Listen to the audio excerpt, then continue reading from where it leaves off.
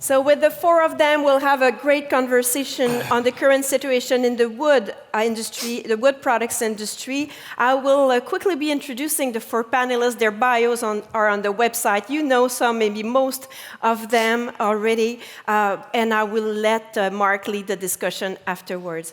So let me introduce first Thomas Mende. Thomas, welcome. Thomas is the Chief Sales Officer at Binderholz Timber. My German accent is okay? He's worked for New South companies from many years, from the 90s to 2006, a manufacturer of southern pine wood products. During that time, he's focused on exports from the USA to Asia and Europe, and imports from South America and Europe. He, in 2006, joined Klossner as president of Klossner Trading USA, and he joined in 2019 Binderholz Timber. You've traveled the world, Thomas, many countries, so you will certainly bring that perspective to the discussion. How many countries did you travel to? I think we're up to 89 now. So. Wow. Yeah. Do you have a favorite place in the world? Yeah, I love Japan, so it's really? Just my absolute favorite. Awesome. And where does Montreal rank in your favorite spots? You know, this was not a politically incorrect answer. that was a in North America, I love Quebec the most. That was perfect. Thank you. Merci d'être ici. Doug Robinson is with us. He's the CEO at Weston Forest. Welcome, bienvenue. Thank you. How are you today? I'm good, thank you. It's good to have you with us. I know you all traveled before and after this show, so thank you for making the time. As you know, he's a seasoned executive and board director with over 30 years of experience, leadership experience in global retail, building materials, industry, supply chains. He's known for his ability to architect and execute transformation strategies. He brings deep expertise in operation, merchandising, supply chain, etc. And he has a brilliant career and will have all this experience brought to us. Talking about traveling, where were you in the past days and future days? What's keeping you busy at the moment? So our location in Georgia, I'm there a lot. Ontario, obviously our head office in Mississauga, and Michigan as well. So mostly Eastern North America. All right, thank you. And Frédéric Verreault avec nous. Frédéric Verreault is Vice President Corporate Affairs at Nordic Chantier, Chibougamau. He's been fully dedicated to Chantier, Chibougamau since 2018 for supporting the organization's strategic and corporate development. He has been part of the Chantier, Chibougamau management team since 2005. He also worked and has really been invested in a PR agency as a partner at TACT, so a great communications expertise. And you are involved in many organizations, foundations, board of directors, and you're currently being really busy on a special project. Would you like to mention it? Well, in a few words, I'm currently co-chair with Ken Kolesnikov of the task force that has the mandate from Minister Hudson to reframe, to transform the Canadian forest sector. So quite a challenge within 90 days with very skilled colleagues of the industry, including Luc Thériault of Domtar, Jim Irving of J.D. Irving, obviously, and workers representatives such as Lana Payne of Unifor Canada, Lenny Joe of BC First Nations Forestry Council, someone that many people in the industry know, Don Roberts as well, and a builder, Brad Carr from Madame Homes. So I think I didn't forget any one of the 8 task force members. So lots of fun, and we're submitting our final report tomorrow to Minister Hudson. So it's really a busy period attaching all strings, but we'll make it happen. And in a few weeks, it will be available for everyone to read it. Okay, super. Thank you for this cette implication. Mark Allison. Mark Allison will be the moderator of the discussion. He's well invested in the industry too. He's the U.S. East Sales Manager at Boscus, Canada. He leads a team responsible for the buying and selling of U.S., Canadian, and European softwoods across the eastern United States. He has over 10 years with Boscus, has played an important role in growing the company's presence and market share in the region. Mark, may I ask you, why did you accept to moderate this discussion? I was coerced into it. No, honestly, when I was asked about it, it was nerve-wracking a little bit in the beginning, but it was a very exciting exciting challenge, I would say. So that's part of the reason why I accepted it. We had a great discussion before today. I know you were looking forward to exchanging ideas and perspective with your panelists. So the floor is all yours. Great. Bonjour à tous et à toutes. Bienvenue à cette table ronde au Congrès sur le bois de Montréal. C'est un honneur pour moi ce matin de modérer cette discussion pour vous. Good morning, everyone. Welcome to this panel discussion at the Montreal Wood Convention 2026. I'm honored to join this group and to moderate the discussion. Christian, by the way, I'm a Leafs fan, so I'll remember that one. Today we'll be discussing three key themes for this discussion. Supply and demand balance, trade and tariff-related issues, and innovation in production and distribution. We want this to be a very lively and candid discussion.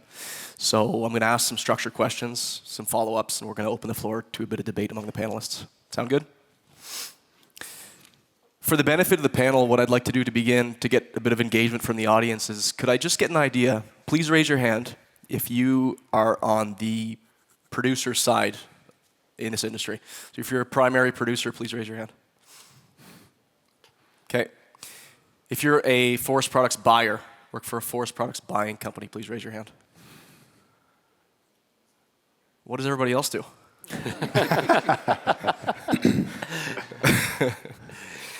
Okay, so let's get started. Supply and demand balance. So it's the foundation of our industry, and housing activity remains the primary driver of housing demand. Let's begin with the outlook for housing and how it affects demand for us. 2025 full-year housing starts came in at 1.358 million units. FEA and other economists are expecting a flat or mild growth rate for 2026 before picking up some steam in 2027 and 28. Doug, I'm going to start with you on this one, please. Do you agree with those forecasts? And what specific demand signals are you looking at most closely right now? So yes, I would say overall I expect without any other geopolitical shocks, the forecast makes sense. For me, the driver of housing in the U.S. and in Canada is around household formation. And so over the years of being in kind of retail distribution of businesses, we always looked at what are the consumers doing, how are they building new houses, what are the triggers that cause household formation and also movement and migration within geographies. And certainly in the U.S. you have more migration between north and south, cold weather, warm weather. And all of those things drive behavior. And I think looking at interest rates, there are a lot of consumers in the U.S. who may aspire to move somewhere else and create another household in another location. But sitting on a low-cost mortgage, they're not about to change that. So I think it's all about household formation, population growth or decline as we're seeing now. Those all drive demand for housing. Thomas, can you add anything to that? Yeah, I think I find it a little bit pessimistic maybe to just say it's going to stay flat. Certainly in the first part of the year, it did not look like that, until a certain someone who shall not be named decided to bomb Iran. Interest rates were coming down to below 6%, and there was a lot of builder activity, particularly in the multifamily sector, that really restarted. And I think we would have had a much, much better year so far, even if that had not occurred. So there was a brake applied that didn't need to happen. So. Okay. So obviously part of the reason that we feel that the industry and especially that the new single-family home market is a bit frozen is the affordability crisis that's happening in Canada and the U.S. So these pressures have driven the median size of an entry-level home to a 13-year low. And that's obviously a way for builders to cut costs and bring homes to market at hopefully a lower price to attract more buyers. Frédéric, on the affordability crisis, do you see, as a result, prefab and multifamily construction gaining a meaningful share of the U.S. housing starts like we see in Canada, where it's higher? Well, what we may call modern methods of construction could have an impact way more on speed than affordability. There could be optimization, but it's not like that straightforward. It's magic and the cost will reduce. That being said, it all should remind us how critical lumber is to housing affordability. For every construction component, it relates to housing production level, it relates to harvestry level, even for kitchen cabinet. It's all integrated, needs to rely on a very, very sensitive balance, otherwise it doesn't work. And the trigger of this is for sure harvestry to produce 2x4s, and that's what remains absolutely critical in terms of offer and demand of all components, starting from the structure where we are more active, obviously. What would your response be to that, Doug, in terms of the affordability crisis and maybe taking market share from the single-family home starts? Well, I think affordability absolutely drives the consumer's decision on buying. I think it also drives move-up buying. I think the other element of affordability that I think sometimes the reduction in housing size gets attributed to affordability when it also should be attributed to lifestyle changes. So as you see, and I think one of the speakers earlier this morning talked about a lot of movement to the southern U.S., and so therefore you're seeing more houses on slab on grade without a foundation. So therefore it reduces the demand for lumber. And as we see my generation start to age and move further south into the warmer climates, into retirement areas, if you look at that growth of households and the change of demand, you're seeing that affect how houses are being built geographically in terms of what's the normal practice in those areas. So some of the affordability is driven by how people choose to live. I mean, my wife and I are building a house right now. Everything's on one level, accessible, want to age in place. When you get into your late 60s, you start to think about those kinds of things. So that drives a lot of change in behavior, which affects demand. Okay. And in your region geographically, how much of a burden or how much of a headwind is the permitting process for new home development? So it really is a case by case in terms of geography and jurisdictions. In the U.S., everything is down to what they call home rule and local. So I live in a little place in South Carolina, very low barriers to development. In fact, some of the criticisms of a number of communities in the South is there's not enough land development plans and rules. And therefore, you're seeing people being able to build in very scattered lots and areas, stressing infrastructure just to get that population growth. If you move to areas like Atlanta, some of the other urban areas, you start to get into more of a barrier for planning and permitting and cost of development. Okay. And so changing gears, but still kind of on the same topic. Last week, at the beginning of last week, the Ford administration in Ontario released a plan to temporarily remove HST on new home purchases up to $1 million, committing $8.8 billion with the federal government to reduce development charges. Frédéric and Doug, Frédéric, I'll start with you. Do you expect that to have a meaningful change in construction, pickup in construction in Ontario? And how fast will that translate into increased lumber demand or mass timber demand for a company like Nordic, which I know is very active in that market? Well, there are other things that are needed with codes, for example, but this only measure will sure have an impact. The only way to increase our market, the easiest way is to increase the size of the market. Then we can discuss market shares, the place of wood, whether it's light frame, mass timber, but first indicator is increasing the market itself. It will sure help. And the numbers are pretty clear on the impact of this in housing affordability. In a housing unit, there is 30% of tax in the final price paid by the buyer, while the profit margin is average at 10% for the builder itself. So it's 3 times taxes compared to the profit margin of the company that takes all the risk of execution. So it's obvious that it will have a significant material impact on affordability. Therefore, the appetite of market to purchase more, because there's one thing that's for sure, no matter what are the circumstances, what's the context, the uncertainty, geopolitical and this and that, and macroeconomics and interest rate, there is housing shortage for many decades, mostly around the world. And the other thing that is for sure is that wood, timber is irreplaceable, technically, financially, to deliver those housing units. So that's why having decisions like these by policymakers in Ontario should inspire other jurisdictions and will definitely have a material impact. Okay.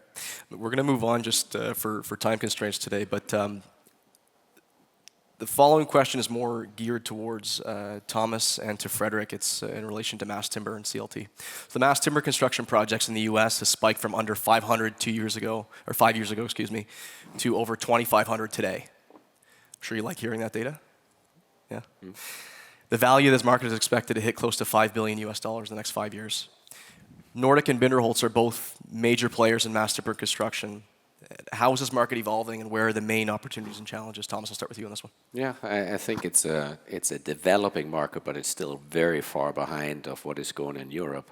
And just to give you a basic comparison between the two markets, in Europe it has become a distribution product. It's something that the majority of our panels is being sold to people that then process it, and they're the ones that engineer or work with the contractor on putting the building together.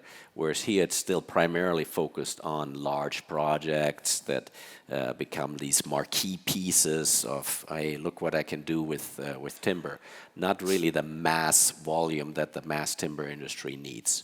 So I think there's some good developments in the last couple of years, which is including mass timber ceilings and floor systems in multifamily stick frame buildings. I think this is a very simple, quick way for that product to get more into this distribution channel and create more opportunities for both traditional distributors and companies specialized in this value-added work that has to be done to the panels. Now, how long has construction been involving mass timber in Europe? I think it's over 30 years now. Over 30 years. And how about your footprint in the U.S.? How long has that been going on? I think Binderholz, before my time, was already building in the U.S. In a few buildings. Now we have several more. I'm always surprised in the industry because, we see some on LinkedIn and we say, oh, wow, where does this project come from? I never saw that, So it's definitely growing at a larger pace than people anticipated. But if you think about it, 10 years ago, I gave a speech at a forestry convention, and I mentioned mass timber, and people were looking at me, what are you talking about? Right. They had no clue, and they said, oh, this is something that happens in Europe, and this will never come here, So it's been quite a fast development relative, but still we have a lot of ways to go. Sure. Frédéric, on the same topic, obviously Nordic is a major producer of the same types of products here in Canada. How much softwood lumber is actually used as an input in mass timber production? It's difficult to get the clear numbers, but we can refer to non-residential use of lumber in the spread of market outputs for lumber. And at this point in time, the non-residential use for lumber in finished products such as mass timber has doubled in the last 10 years. It now represents 4 billion board feet in North America, over a 60 billion or so market. It is about 7% of current lumber consumption in North America that relies on non-residential use that were not existing just a couple of years ago. It really has an underground impact at this point based on the global context we are in, based on the current availability of European lumber in North America, but it does have a very significant impact. And while the demand for lumber in new construction has stepped back of 3 billion board feet in the last 4 years compared to the shortage era we had just before yesterday, it has increased 1 billion board feet in non-residential use. So, and as my colleague said, it's still a very early adopter market, not mature at all. We are so far of having a mainstream approach where it's strictly seen as renewable steel or renewable concrete, as easy as this, with like skilled professionals that make it normal. We're still in the demonstration phase of the product, which means that if we only double in the next 5 years where we are at now, it could significantly impact the offer of demand of lumber in North America. It could represent, let's say, 20 to 30% of current Canadian exports of lumber in the US if we only doubled mass timber in construction. So it could be a very, very material change in the industry. Even the 7% figure that you gave already is actually a lot more than I would have expected. It's not an immaterial amount for sure. Yep. Yeah, what's important right now, though, is that the industry works together. So I like to support projects that others have and display them in any form or fashion, because the more we get the word out, the more we provide evidence that this is something to stay. It's not some temporary thing, because owners and developers that eventually take the risk, they're having to stick their neck off and say, hey, I'm going to commit to building this. And they got to be sure that the supply is there. So this is very important that the industry grows together and successfully executes each project. And in a few seconds on this, it's so important. If a competitor fails in his project, Right. it's the material that fails. Right. So we are in the same adventure, carrying together the torch to increase the use of mass timber, to develop the know-how of mass timber, and that's why it's so important. Thank you both. So we're going to move on to some of the pillars of softwood lumber demand. First one we'll talk about is the repair and remodel segment, or R&R like we'll call it. It accounts for over 1/3 of total U.S. softwood lumber consumption. Thomas and Doug, I'll gear this one towards you. I'll start with Thomas. So knowing that FEA has reported that nearly 50% of existing homes were built before 1980, what are you expecting from the R&R sector in terms of demand this year and next? Yeah, it has to be a positive development, right? But in the most important part is that houses turn. Just because they're old doesn't mean people remodel. When they do their most remodeling is when they buy a new house and then they want to change something. I mean, there's no such thing as a perfect house that you purchase. So the most important part is to unlock this mortgage issue we have in the United States with these really low mortgages. And actually, this is something where the administration could move quickly in pushing the assumable mortgage concept. That would change things dramatically in the housing market and would really help that R&R market to develop further. And that's the concept of being able to transfer your mortgage from your existing property to a new. That's right. Correct. Yeah. Yep. That could probably have a sizable impact. So Doug, for you on this one, you've obviously had 15 years of experience, even more than that, as an executive with Lowe's and Lowe's Canada. What specific signals, when you were there, did you look for when demand forecasting for consumer purchasing decisions? So what we would look at is lifestyle changes and events in the family. So for example, and it's just an anecdotal example, our most effective marketing tool was through the U.S. Postal Service. Every time someone moved, we would send them a coupon for a free item, come in and get free light bulbs. And what we were tracking was every time there was a lifestyle event. So if someone had a child, they would come in and fix up a room for a nursery. And, as we were discussing, when houses turn over, there are two spends. One is to get the house prepared for sale. And one is when the consumer buys a new house and they go in and personalize it themselves. So every house turnover has a significant impact on the R&R. Aside from that, the other key driver on the repair and remodel was it's counter-cyclical to housing starts. And what we found in the U.S. is consumers want to improve their home, and if they can't move, they invest in it. And many times, in fact, we used to track at any given year, there was over $89 billion of unspent projects. Consumers saying they were willing to spend. One of the key drivers was, I don't want to spend on my house if I'm planning to move.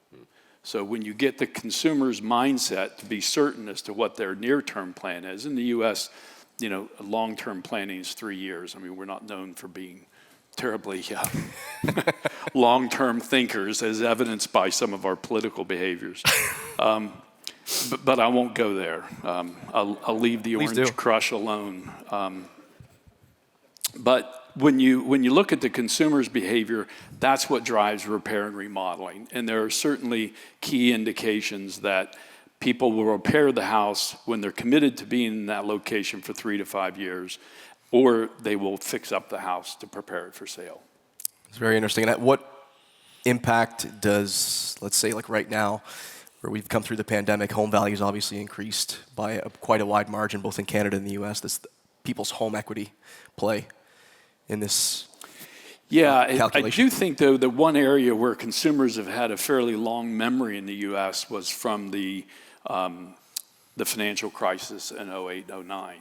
And I think that people are being more careful, and I think the lenders are being much more careful in terms of unlocking that value of home equity loans. Now, there are products coming along that, frankly, worry me a little bit, HELOCs and some of the other kind of creative financing, where consumers can unlock value in order to spend equity. So there are some things that some creative folks are doing that could cause a little bit of an issue in the future. Okay, thank you.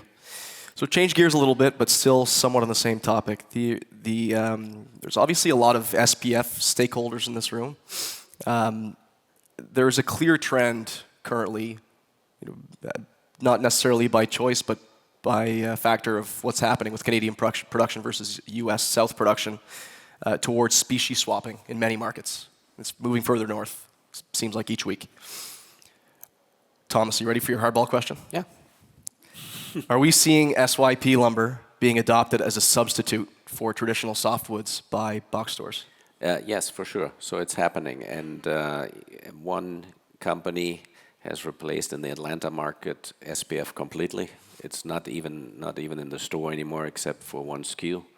And another one tells me they have replaced it as well in certain areas, and will continue to do so as the availability shrinks. So we just made some exits in some programs, and some of those were replaced not by West Coast or Canadian lumbers, but also by Southern Yellow Pine. So it's interesting. How much of that do you think is just availability versus price? Yeah, I think the question really for them is, will the consumer accept it? And there have been a lot of changes in sawmilling with curve sawing and drying improvements that maybe some of the perception may not be there anymore, that it may not be reality. And so in the end, what will the customer choose? This will be the big question. No question, if I put a 2x4 over my shoulder and start walking through the job site, I'm not very big and strong, It's a big difference between a Southern Yellow Pine piece and a spruce. But is that really that important in the end when it comes to dollars and cents? That's the big question. Mm-hmm. Thank you. So we've talked a little bit about demand. Let's talk about supply now. In 2025, Canadian softwood producers shipped 1.5 billion board feet less than they did in 2024. 1 billion of that decline came in the last 5 months of the year, once we got, obviously, the duty increase, and in October, the Section 232 10% tariff. Frédéric, I'll start with you on this. Do you believe Canada's lumber supply has permanently declined and will continue to? In part, yes. We often address the subject within ourselves in the industry with the kind of echo chamber. Thank you.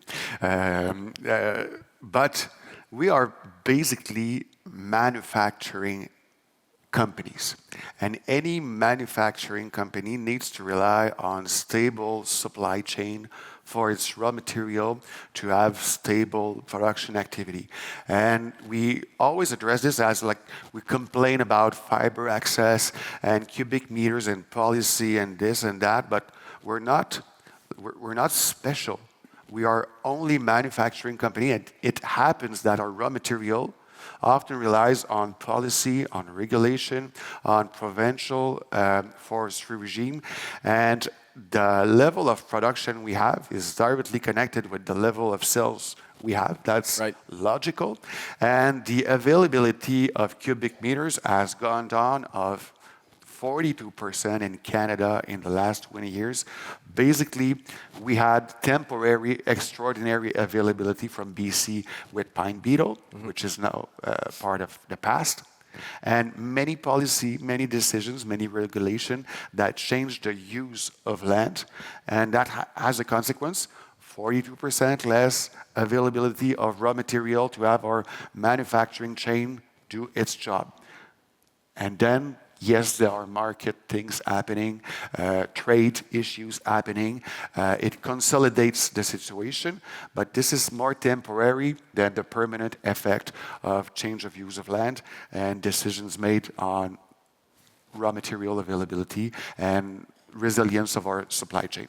How long do you think it would take for capacity to rebound, or could it, if prices were to increase and demand were to increase dramatically?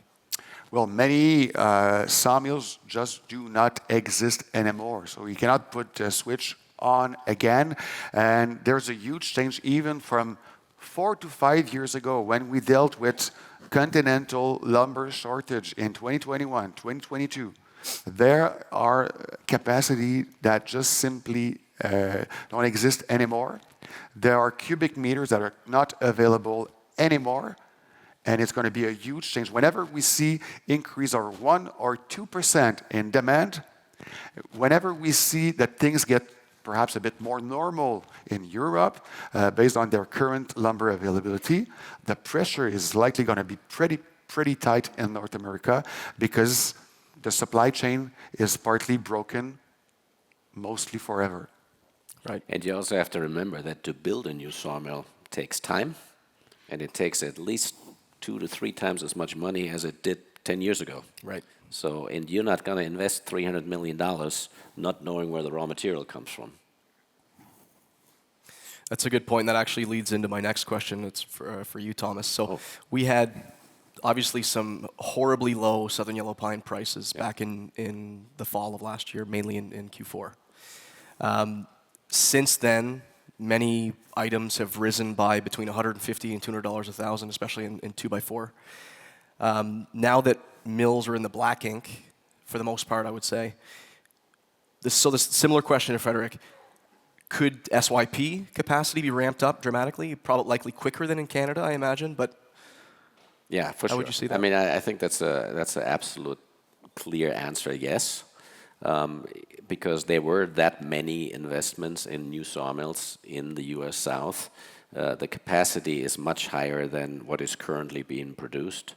And what most people don't understand about southern yellow pine, it's a completely different market and species as spruce. I can be selling in the morning with a $50 adder over random lengths, and in the afternoon, I'm lucky if I get $100 less. It's the most volatile species anywhere in the world. It's incredibly difficult to make any sort of long-term decisions because there is no long-term. You know, people expect your wood is, usually sold within the trucking distance. You know, people want to have it the next day. Short order files. And people have very short order files. It's incredibly difficult. So, but the capacity is there, you know, and a lot of new mills have been built. They're very competitive. They have very few labor workers in the factory itself, and this is going to be a heavy competitor in the future. Thank you. We're going to transition here to our next topic, which is trade and tariff-related issues. So, trade policy continues to be one of the most significant factors shaping North American lumber flows. Let's explore what you guys see as the likely direction of trade policy and its implications. So, question number 1. In 2025, U.S. trade actions pushed the anti-dumping and countervailing duty rate to 35%. I'm not telling you guys anything you don't know, by the way.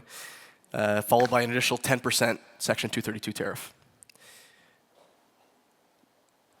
I'm sure many in this room are wondering how the softwood lumber dispute is going to develop in 2026. So, Doug, is there a realistic pathway to stabilization, do you believe? Or should companies plan for long-term uncertainty? I believe for the near term, uncertainty is the right measure. In the long term, I'm hopeful that my countrymen will get rid of the idiotic policies we have today. So having been around since the early 90s in an executive role in the lumber business, I have always believed in free trade. And I am a free trade globalist. If you want to call that woke, then I'm woke. I vehemently disagree with the U.S. protectionism. It defies really the concept of what we have as a country, what has built us to become a significant economic contributor to the world. And I'm really hopeful, and I expect that as we start to see people realize the impact of the lunacy, that we'll start to move back to center.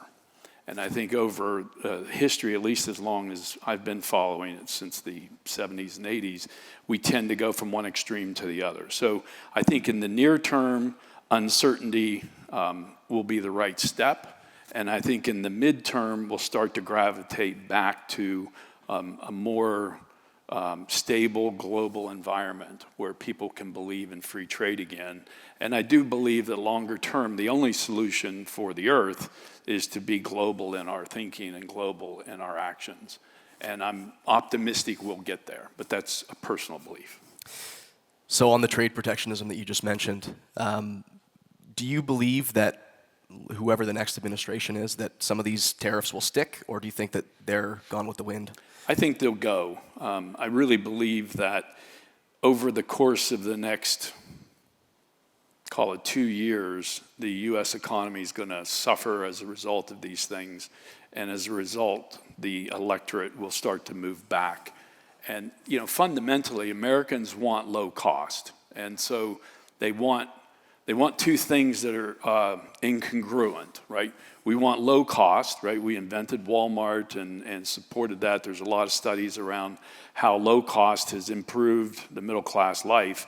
Now, on the other hand, we want protectionism. And I think as people start to realize you can't have both, the Americans will always come back to, I'd rather have the lower cost than the protectionism. Right. And I think that's where, as future administrations come in, if they get back to speaking about being able to improve the middle class, make meaningful improvements in wages, it's going to require free trade. It's going to require globalization. Thank you. Frédéric, as it relates to you as your company as a Canadian producer, do you think we could see some kind of settlement of the the softwood lumber dispute in the near term? Do you think the industry would be accepting of a quota system like we've seen in the past? How likely do you think those outcomes would be? I sure won't speak in the name of the industry. To make a deal, it takes two to tango. And in previous agreement 20 years ago, we had two parties, Canadian industry, American industry, that find a path for an agreement that was supported by both governments. It was as simple as this. Do we think that as of today we will apply the same recipe? It won't happen because there was one party that doesn't want to dance, which is the American industry. So we have to take that into consideration, obviously, to set our expectations. Canadian industry is proactive, is constructive, is bringing solutions to be aligned with what is understood as strategic objectives of the American industry. But we have our governments and we have other stakeholders that could have an impact on an agreement, which are customers, which are citizens of our country, in particular citizens of the United States of America. And it is so critical to housing affordability. Now, like we're all under some kind of morphine, a bit sleepy because there currently is European lumber availability that make things possible under the current system of 45% of our income affected by sales in the US. But you just remove 2 billion board feet of the current European availability, it becomes a mess in the US. And to increase SYP production, yes, sawmills are feasible in the South, but sawmills are not feasible without an output for byproducts What do you do with chips with SYP? Like the feasibility is it remains complicated. So the capability to shift to even increase of 1 or 2 billion board feet is absolutely a historical challenge. I don't doubt of the capability of Americans of achieving this, but it's a huge challenge. So all that being said, we sure don't have the momentum now for a deal, but I agree with like everything being so unpredictable. In the momentum leading to midterms, could we, for instance, have a new initiative for the White House for housing, putting 20 billion in the market to increase housing access and housing affordability? That does exist. Will I gamble one of my kids saying it will happen? Nope. But that exists. But it wouldn't be surprising to see something like that as an initiative. The strategy of the White House, of the current administration with tariffs has been so surprising, to say the least, that any surprise could happen.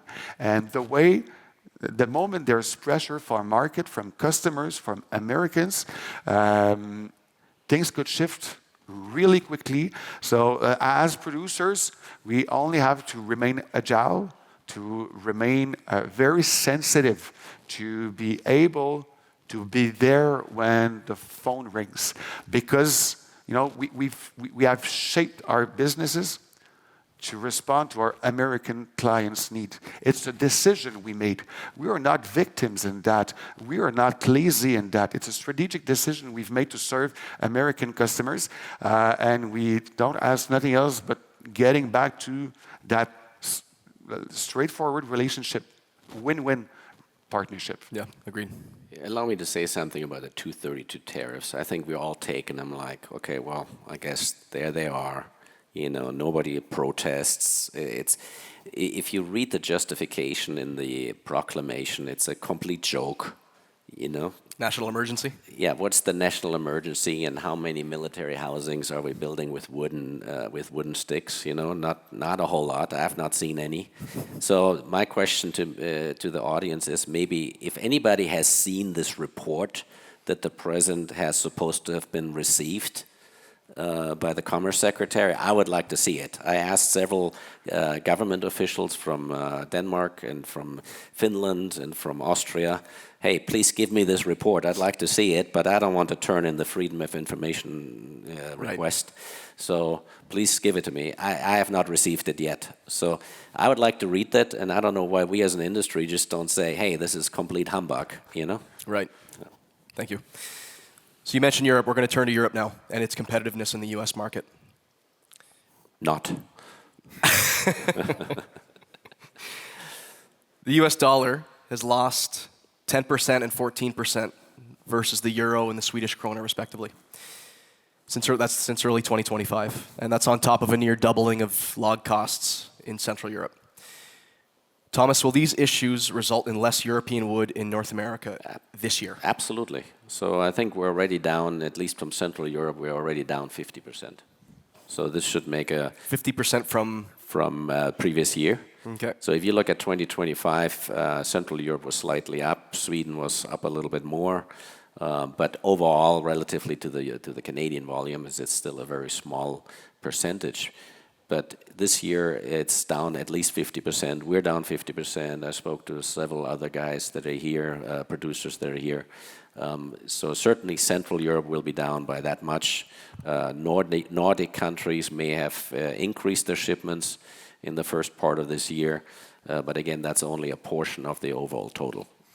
And do they have a better log cost structure for example, in Scandinavia than they do in Central Europe? They've been adjusting their log prices a little bit faster downward. So they have had some declines in their log costs. Log costs are coming down in Central Europe too, but very, very slowly, just like all open, free economic markets for products like that. Once they go up there, log costs are sticky. I always say they're sticky costs. So they go up slowly and then they fall slowly. So can you give us a diagnostic? So we had, before the pandemic and in the beginning of the pandemic, we had extreme lows in log costs in Central Europe due to bark beetle and blowdown issues. Yeah. Why are they so expensive now? Is it just a correction, or it's an overcorrection? Or? Yeah, so for many years there have not been any wind blow. I think you call it wind blown or blowdown. Blowdown, yeah. Blowdown was a funny word. You know, we call it a wind throw or something like that in the literal translation. Yeah. So no major storms that caused havoc. Some of the pine beetle work or the beetle work, spruce beetle work has been worked through, and you know, as a general policy, which is I think a great forestry policy. You know, mostly damaged wood is being harvested, and you know, the forest is intact. You know, in Europe you don't see widespread clear cuts as you see on the West Coast or in Canada. You know, you as a consumer or as a visitor to Europe, you think you're in just a fairy tale forest that you're going through. You don't really realize it's being managed like it is. And I think this is one big issue that we as an industry have, right? We say we don't have wood available to us, but then outwardly to the rest of the population, they think we're raping the forest and destroying all the good of nature. You know, so we're fighting this even in the mass timber side, or anytime we want to say let's build with more wood. The first answer is always, but using wood is a bad thing. You know, right? And perhaps in a few seconds, in Canada, we have harvested 0.2% of our forests in recent years. 0.2%.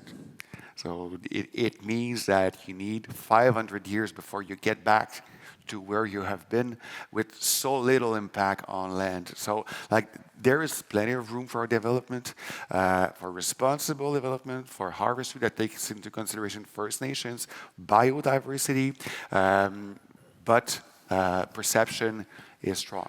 Yeah. Thank you. Thomas, the Middle East and North Africa markets are obviously clearly very crucial for European producers. Are they feeling the effects currently in Europe on the conflict in Iran? There are some companies that really specialize in those markets, and of course they're big markets for lower grade material as well. So you know, many shipments have been rerouted to other countries. You know, I'm sure everybody's heard of these stories. They're true, which is quite interesting. They also affected South Americans, by the way. So I spoke to CMPC the other day. They had a similar issue. So aside from the transportation side, aside from the logistics side, I think the question too is, you know, how much will this halt or stop investment in these markets, and how will it affect the building industry? You know, unfortunately, this industry usually does well after catastrophes and wars, right? Big fires like the Kobe earthquake. Shortly after that, this was some of the best lumber markets we had. And so long term, again, this may be something that will help us as an industry. Right now, it's a major disruption. It's causing some mills to shut down, certainly production to be further reduced, which then translates, however, into lower log costs, because now there's less demand for logs. So I know one thing about this industry. We all think we're really smart, but then we also learn, oh no, something else happened. I didn't think about that connection, you know, and how that was affecting the business. There always seems to be something. And then what about from a fuel cost perspective on ocean freight? Have you seen a material difference there yet? Yeah, significant price changes, particularly from Europe. It's really not, you know, exporting from the US. We do quite a lot of exporting out of our pine mills. We haven't really seen the major changes yet, but certainly this is still the backhaul effect. But within Europe and Europe to those markets, the price increases are really significant, and of course then the delays in shipments are also quite huge. Right. So changing gears, Frédéric, I'm going to speak to you. You mentioned it earlier in your introduction, the Canadian Forest Sector Transformation Task Force. So you're co-chair. Can you tell us just a little bit more about it and what the goals of this initiative are? All under embargo. Nope. Well, we have a very, very wide mandate from Minister Hudson. It's a complicated mandate because it comes from federal government. While many of the challenges identified are in provinces' responsibility, so we have to be careful to set the issues while being respectful of the nature of the mandate and the challenges that need to be dealt with. That being said, we are addressing a significant increase in use of wood.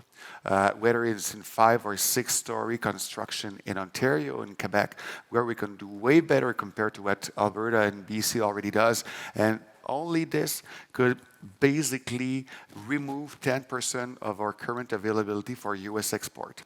We are having a pathway to double the size of the mass timber market in the country as well, with very, very clear measures. We have recommendation to recapitalize the sector, to help fix some risk. We are highly concerned by this whole industrial ecosystem that we are part of, that we have never addressed this way. It's always been forestry, lumber, pulp and paper, and that's it, the way we addressed this sector. But this sector is way more sensitive, way more complex, and way more integrated. In Eastern Canada, we see it these days, how complicated things are to secure lumber production due to the expected death of the newsprint industry. Well, our lumber industry usually relied on newsprint for its byproducts. If we don't have very quick solutions to address this, we put at risk our lumber production capacity. And we do have customers in the US that take the phone and ask, are you okay? And that's why we made this shift to invest in a kraft pulp mill, to have this balance integrated ecosystem we can deal by ourselves to decrease our business risk. But so those are all kinds of challenges that we have identified, that we have prioritized, for which we submit solutions. And of course, regulation. The overlap between provincial and federal jurisdictions makes regulation all over the place. We obviously had to look at practices in Europe, Finland being the best student in the field, to be inspired. So really, really practical, as applicable recommendations possible. We need to get through 2026. We need to have short-term ambitions and targets and KPIs by 2030, and then set the vision for 2050 to have a more competitive, a more resilient, and a more relevant Canadian forest sector. And by resilience, obviously, it means not being relying on policies from a foreign country, despite how we love the country, how important it is for us. We cannot rely, as we do now, to secure the whole Canadian industry. So, to give you added lens where we've been working on. That's very important work. In 90 days. Yeah, that's a pretty tight timeline. Yep. So, and one of the things you talked about is residues. So this actually leads very nicely into our next subject. The pellet, pulp, and residual markets have been weakening for years. Demand for wood pellets in Europe and Asia, as you can see here, are expected to peak and roll over 2026 to 2027. And Canadian pulp production has plummeted 55% since the turn of the century. Thomas, I'm going to start with you to give your perspective on how this dynamic is currently playing out for producers in Europe, and then following that, the US South, please. Yeah, I think Europe is still, it is not as big of an issue yet. So because as production has declined, so has been the availability of residue, and therefore the price of residue has actually recovered quite a bit, offsetting the cost of the log. Again, this is part of this, making the connections all the way around. So in generally, pulp mills in Europe are quite modern. This is comparative to the US, at least. I don't know about Canadian pulp mills, but I don't think there was a new pulp mill built in the US since the 1960s. And so they're going to shut down. And now you have the double whammy, because not only are you hurting your residue market, but loggers, they're not going to cut saw timber if they don't know what to do with the pulpwood. And this is probably the biggest crisis that is occurring in the South right now. So this topic, what to do, or what other issues there, what else can we do with the residue or with pulpwood on a large scale? Because pallets is it's a large scale, but is it a large scale like the pulp and paper industry? No. When you say pallets, you're talking about like the Sorry, box? the P. You know, I have a problem pronouncing the Pellet and the PAL. Oh, pellets. Okay. So this is one of my things. But yeah, it's the stuff that you burn. Right. So if you burn it, you create carbon dioxide. And you can say, oh, well, it just came from a tree that recently grew, it's not fossil, and that's great, that's a cute excuse, but reality, it's not really, it's still carbon dioxide. So my personal view of it, the best thing we can do is not bury it, but to embed it in concrete. The concrete industry is huge, it's a huge emitter of carbon dioxide, and it's perfectly possible to put green sawdust with some additives into concrete and sequester it for the life cycle of the concrete product. And that, to me, is the only thing that I can see on the horizon that has any sort of volume possibility. Frédéric, you mentioned Nordic kraft pulp. How important was this in securing a market for your residues? Well, it's securing the whole chain because we could have the best mass timber offer possible, the best I-joist and the best whatever you want, or the most competitive lumber. If we don't have a place to just remove the chips from our sawmills, it doesn't work. So that's why we went into that business. It was not, it's not a pleasant journey, I would say. It's quite tricky to operate kraft pulp mill, despite the fact that our team does good job. We've beaten all previous records of Domtar back then, but it remains tricky. Markets are unstable, really roller coaster ride from a year to the other.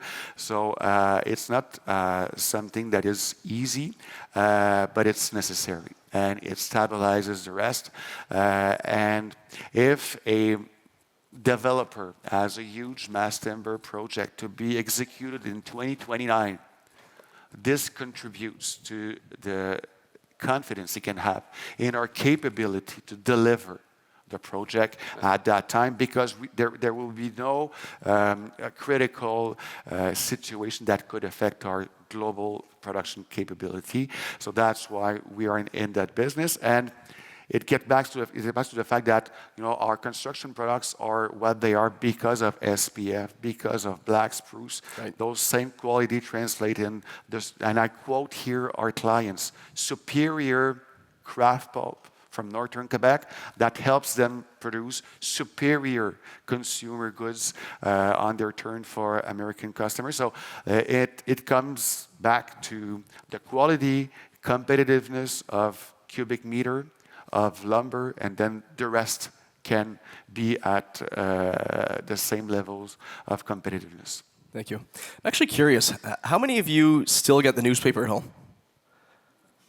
Wow. I think you guys owe them a thank you. Great.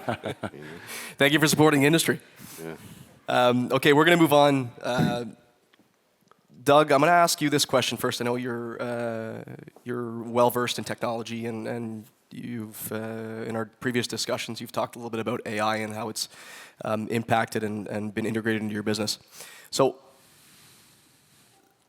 Sam Altman of ChatGPT and OpenAI recently said that AI is reshaping industries at lightning speeds, automating tasks, improving efficiency, and creating room for more strategic work. Doug, how has AI been integrated into your business at the surface level, and how do you expect it to be integrated into your business at the strategic level? So I would say that it's being introduced in an ad hoc way at this stage. I think within our organization, there's an awareness of the capability in terms of how to apply it, how to help with everyday workflow. Where I think there's a strategic opportunity is to start to embed it into broader areas of the business. And I think it requires a lot of thought leadership to do that. And there are a number of areas of our business we've tested it, everything from AI cameras that look at performance and safety, workflow, efficiencies, things like that, to some of our trucking capabilities. We tested an AI platform for that. I think that the limitation of AI will be us as humans, because I think we're resistant by nature. We are resistant to change, and we're threatened by change. And so I think it's a scary thing for a lot of workers, and they feel like that rather than embracing it and figuring out how to lead with this technology, I think there are times where people are resistant to it. And I liken it back to probably one of the few people in the room who's old enough to remember the move from mainframes to client server and email and all the technology changes that occurred in the 90s. That was very threatening to people. People felt like they would lose their job, and people did, right? And jobs got redefined. And I think it's a transformational change that will be harder than we saw in the past, because the impact will be much more significant and in ways today we don't really fathom. Do you think it'll change if we talk further downstream, like the pallet and crating and box manufacturing companies? Absolutely. And what it will change all the way at the consumer level.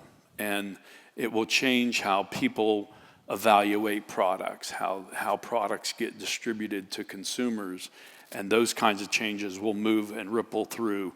I think if you look at a lot of the pallet industry and the robust position it's had for time, and as that industry transforms, largely because distribution, the last mile distribution, everything moves on a pallet. Right? Mm-hmm. All the LTL carriers, all of the white glove end of the mile, last mile delivery services, all increase demand for those products. As that demand morphs and changes, then it's going to affect throughout the whole industry. Thank you. Frédéric, I'll ask you next. Has AI been integrated into your business at surface level, and how will it be integrated at a strategic level? Yes, and we have so much potential in the forest sector, because where we see more benefits with AI is to deal with data. And we've been collecting data in our whole system for so many years, but we're going to accelerate and increase efficiency in the way we use that data. This is where we see most potential. At this point, we have completed a first customized program for the workflow between lumber and engineered wood product, whether it's I-joist or mass timber. We are having a phase 2 under execution now. We have AI initiatives with some partners starting from the bush to optimize the log, getting into the sawmills to gain few percentage of efficiency. That will have an impact on productivity and competitiveness of the whole basket of products. So there's lots of potential. The challenge is to get the right sequence to identify what are the low-hanging fruits, where do we have the best return on investment, but the potential is fantastic. And people think that we're all dinosaurs in the sectors. Most of the mills I know and most of the companies I know really have high level of technology. We have suppliers and equipment developers I've seen today that do have those skills to support us moving quickly into that direction.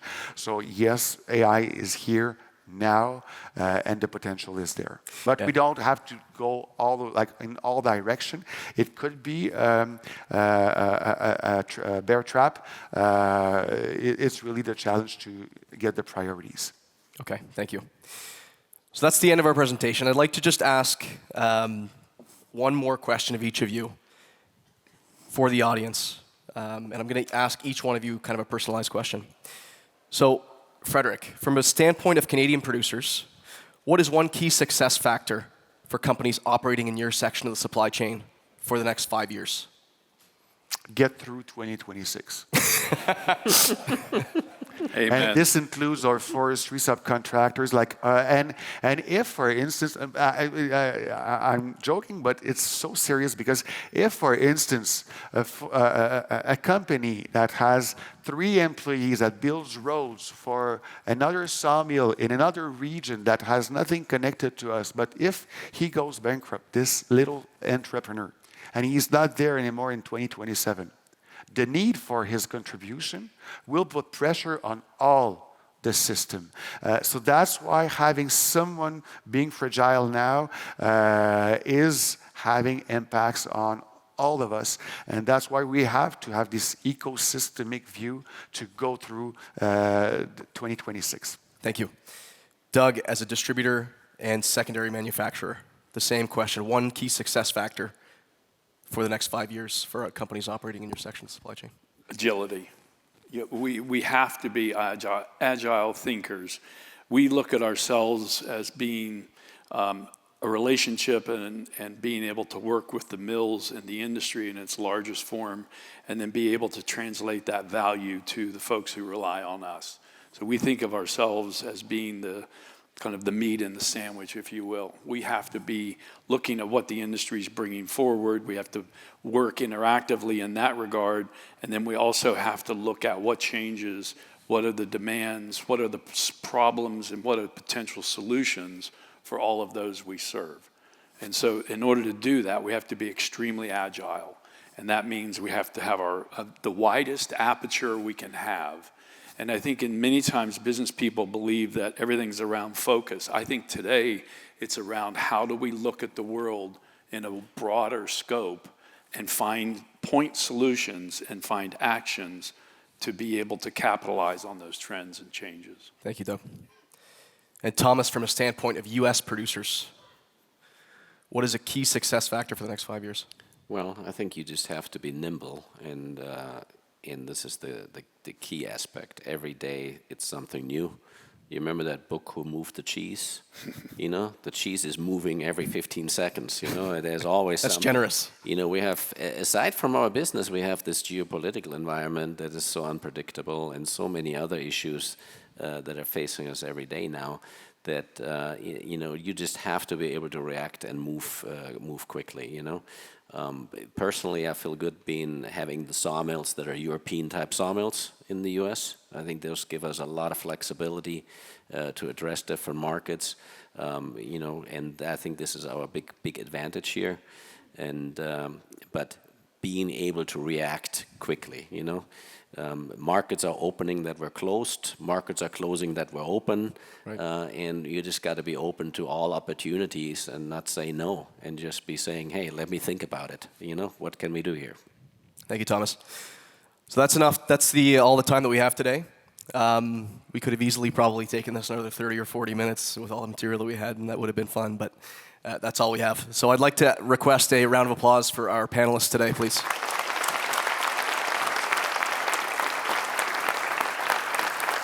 And I'd like to ask a round of applause for Mark, who was moderating this discussion. Yeah. Bravo, bravo.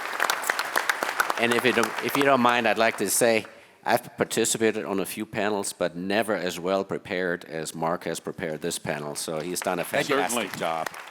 Thank you.